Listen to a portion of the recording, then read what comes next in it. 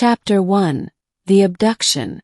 The night it happened was like any other, until it wasn't. I was driving home through the winding backroads of Nevada, the desert stretching endlessly under a sky thick with stars. The radio hummed static, the signal lost miles ago. Then, without warning, a blinding light erupted above me. My truck shuddered, the engine dying instantly. The steering wheel locked. I barely had time to gasp before a force, invisible, unrelenting, yanked me upward. My body felt weightless, my vision swimming as the world below shrank into darkness. The last thing I remembered was the cold press of metal against my skin before everything went black. When I awoke, I was no longer on Earth. The room was circular, walls smooth and glowing faintly blue. My limbs were restrained on a raised platform, but not by ropes or chains, by some kind of energy field, humming softly, holding me in place. That's when I saw her. Tall, slender, with skin like polished silver and eyes that burned an eerie violet. She stood over me, studying me with an expression I couldn't read. "You are awake," she said, her voice melodic yet alien, as if speaking through water. I should have been terrified, but for some reason I wasn't. "Yeah," I croaked. "And you're not human." Her head tilted slightly. "No, I am not." Most people would have screamed, begged, but I just stared back. She seemed intrigued. Chapter 2. The Question. "You are not like the others," she murmured, stepping closer. "Why aren't you afraid?" I swallowed hard. Would it help if I was? A flicker of something, surprise, crossed her features. "No." "Then why bother?" I shifted against the energy restraints. "Where am I?" "A research vessel," she replied. "You were taken for study." "Study?" I let out a dry laugh. "You mean dissection?" Her eyes narrowed. "You assume violence. You're not exactly giving me a tour." For the first time, something resembling a smile touched her lips. "Perhaps you are right." With a wave of her hand, the restraints vanished. I sat up, rubbing my wrists. "You're letting me go." "Not yet," she said. "But I am reconsidering your purpose here." I frowned. "What's that supposed to mean?" She studied me for a long moment. Then, "What is your name?" "Jason." "Jason," she repeated, as if testing the sound. "I am Vera." I exhaled slowly. "Okay, Vera.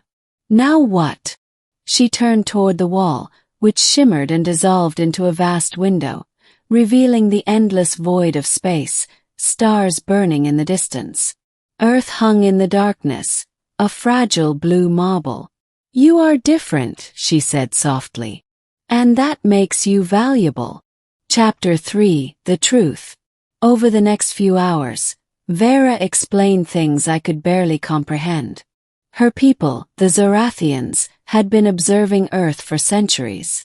They weren't conquerors, she claimed. They were archivists, documenting civilizations before they inevitably destroyed themselves. "But you," she said, "you do not react as the others do. You do not panic. You think." I crossed my arms. "So what, you want to dissect my brain?" "No." She hesitated. "We want your help." That stopped me cold. "Help with what?" She turned back to the stars. "There is a faction among us. They believe humanity is too dangerous to leave unchecked. They want to intervene." "Intervene how?" "Control. Enslavement. Or worse." Chill ran through me. "And you're against that?" "I am." Her voice was firm. "But I am alone in my defiance. I need proof that humanity is worth saving." I stared at her. "And you think I'm that proof?" She met my gaze. "I do." Chapter 4. The Choice. Vera's plan was insane. She wanted me to stand before the Zorathian High Council and plead humanity's case. To convince them we weren't just violent, fearful creatures, that we were capable of reason, of courage. If I fail, yes, then Earth falls. The weight of it nearly crushed me. But what choice did I have? Fine, I said. Let's do it. Chapter 5. The Trial. The High Council chamber was vast, filled with Zorathians in flowing silver robes. Their eyes bored into me as I stood before them, Vera at my side. One elder spoke, his voice like grinding stone. This creature dares speak for its kind. I clenched my fists. I do. You are primitive. Violent. Yeah, I admitted. Sometimes. But we're also more than that. The council murmured. Vera stepped forward. He did not fear us. He reasoned with us. Is that not proof of evolution? The elder leaned forward. And if we spare your world, what then? I met his gaze. Then we get the chance to prove you right. Silence. Then slowly the elder nodded. Chapter 6.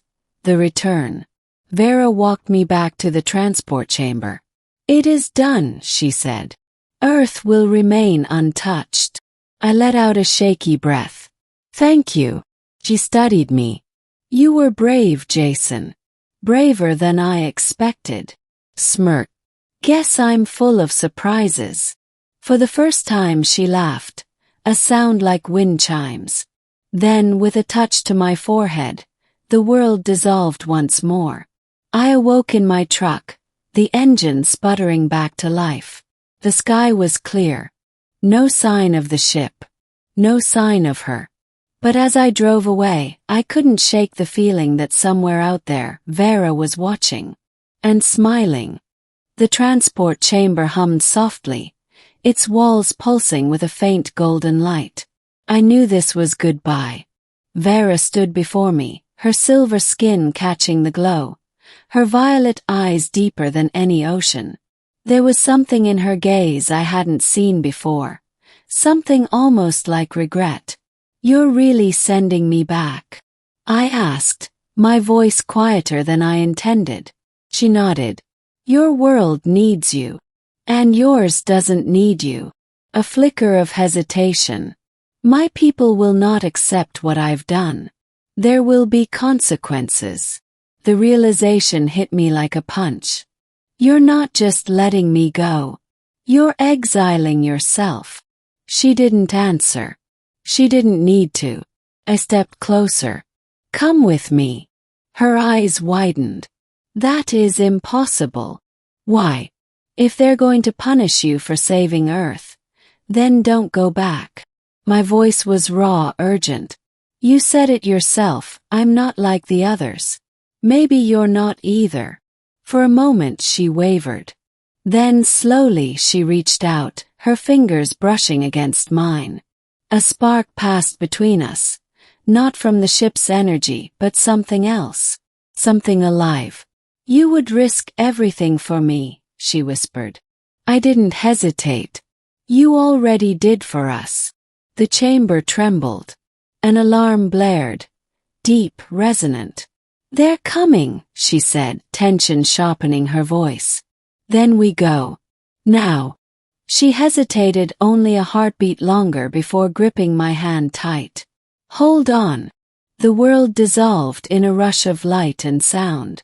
Epilogue, a new dawn. I woke up in the desert sand, the sun just cresting the horizon. My truck sat a few feet away, unharmed. But I wasn't alone. Vera stood beside me, her silver skin shimmering under the dawn. She looked different. Not just because she was here on Earth but because for the first time she seemed free. She turned to me, the wind catching strands of her hair. Lighter now, almost human. What happens next? I grinned. Whatever we want. And as the sun rose over the desert, warming the world for the first time in what felt like forever, I knew one thing for certain. The stars were no longer just watching. One of them had chosen us.